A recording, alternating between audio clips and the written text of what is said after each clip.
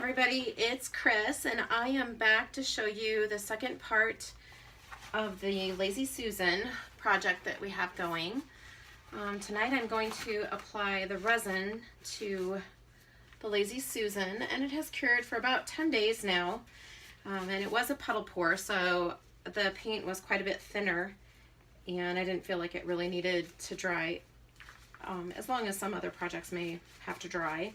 I did put 2 coats of primer and sealer down on the wood before I poured the paint on it, so I kind of feel like it had that protective coating on it, and we don't have to worry quite so much about the paint seeping into the wood and having everything to dry out again. So that's why I'm kind of being a little bit naughty and only waiting about 10 days because I'm really excited to see how this turns out.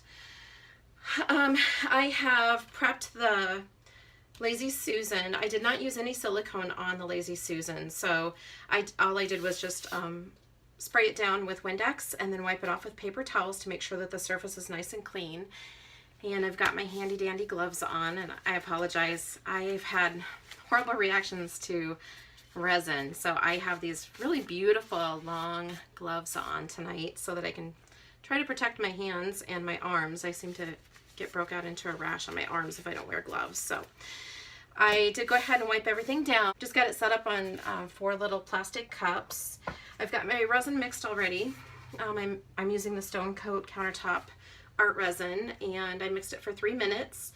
I like to mix in this clear plastic cups just because then I can just throw it away and be done with it. So I've mixed up about probably 14 ounces of resin. Whatever resin I don't use for this, I have a couple other projects lined up that I can use the leftovers on, so not exactly sure how much resin this is going to take. But I just mix in a clear plastic cup, and then I make sure that everything is all nice and clear. I mix it for 3 minutes, which is recommended by the manufacturer, and then I usually just pour it out and use my little popsicle stick to help it along. So I'm just going to go ahead and pour it onto the surface here.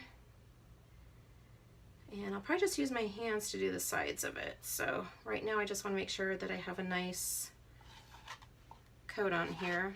Like I said, I'm not sure how much it's going to take, so I'm just going to use the popsicle stick and kind of level it back out.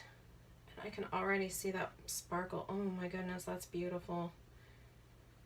And I did make sure that my surface is completely level. So I know that the surface that I'm have my project on is not level, so I did make sure that I had a level here, and I put it on the Lazy Susan in all directions to make sure that everything is level, and then added popsicle sticks and such underneath it just to level it up and make sure that everything is nice and even so that the resin doesn't just run off.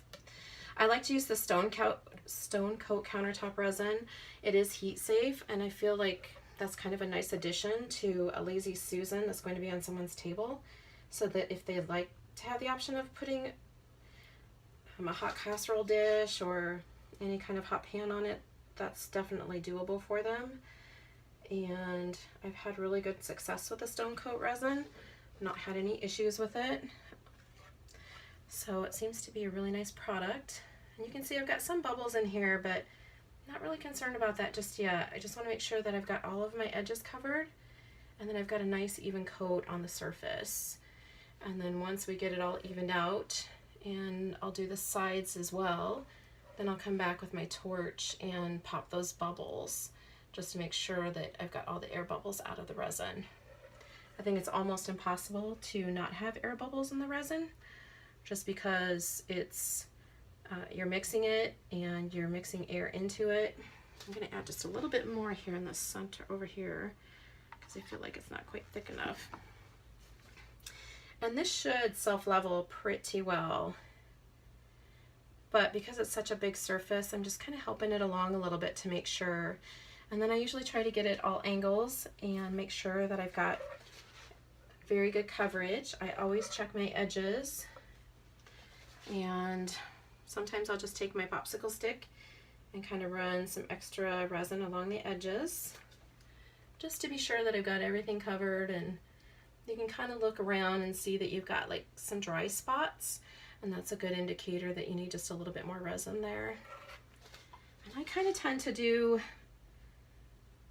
it in stages. I'll do this first coat and make sure that everything looks nice, but then I kind of keep an eye on it for a good half hour or so and just come back and check, because sometimes you'll have some little spots that will void on it if you do have it a little bit thin and you think you've got it covered, but sometimes it's kind of tricky to figure out if you've got it covered really well. So, and I just kind of look at it at all angles and look for little low spots and look for any spots that void, which generally if I don't use silicone in my pour, I don't usually have any issues with the resin. So I think I've got the top of it coated pretty well. Now I'm just gonna take my hand. I've got some that's dripped over the sides and I don't like to waste. So I'm just gonna go ahead and go around the edges of it, and I can kind of feel with my hands. Some of it did run over the sides, so I can kind of feel, and you can tell that it's kind of slippery, if that makes sense at all. It's a little bit slippery, so you can tell when you've got resin on the sides, and if not, then I'll just grab some out of my cup. And sometimes I just stick my fingers in just like this and go around the edges. I just want to make sure that I've got all of that coated, so that when it is sitting on someone's table, it looks really nice from all angles. So I'm just going to coat this around the sides. Make sure that everything feels nice and smooth. And you can totally tell when you run your fingers over it, it's like kind of rough, and then once it's coated with the resin, it totally smooths out. So you can definitely tell when you've got it coated. That's looking really good. And I think the edges are feeling good.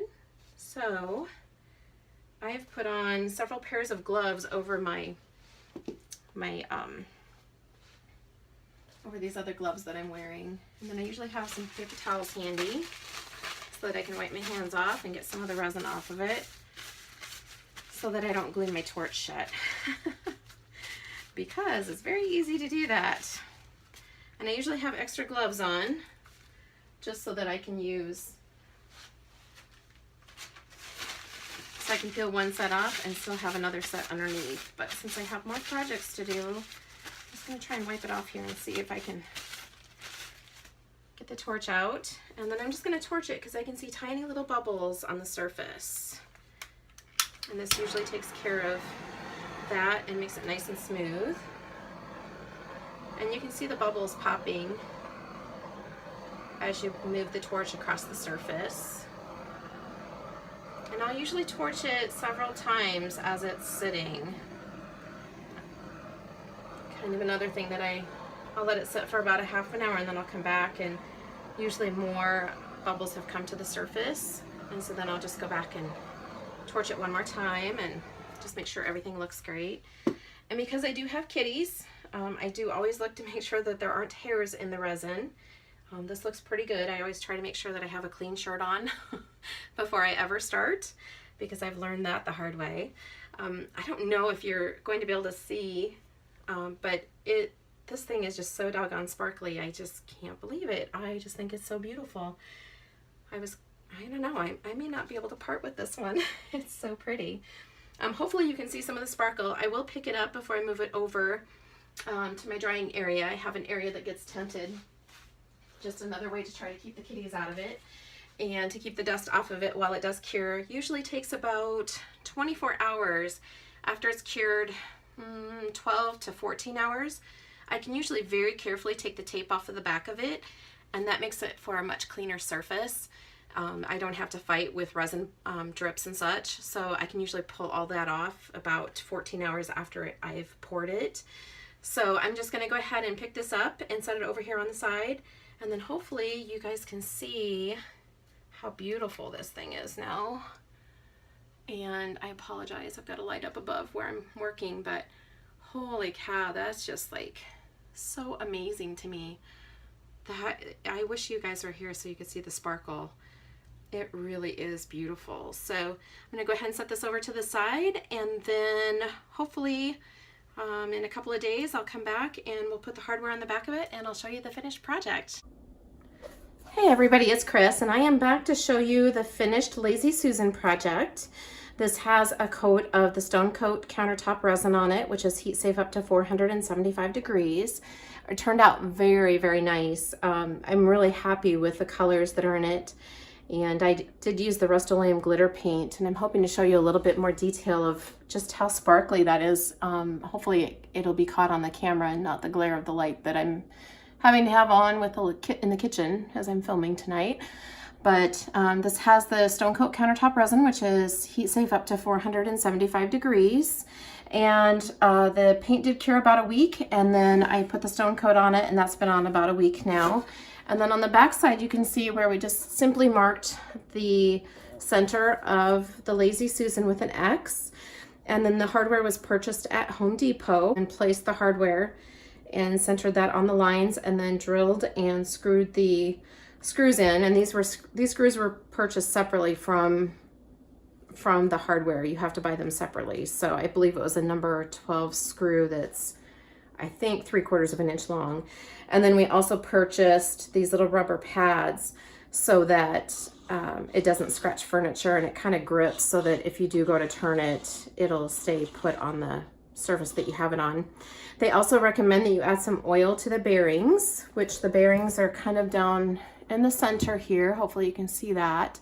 And we had treadmill lubricant in here because that's what I use sometimes in the pours. So that's what we used for the bearings as well, just to kind of make them a little bit smoother. But really, I think it really turned out to be a really neat project, and I'm hoping that people really love it. I think it turned out quite pretty, and I'm anxious to try some more now because I'm kind of hooked on pouring Lazy Susans after this one turned out so nice. So if you have any questions, please let me know. Thanks so much.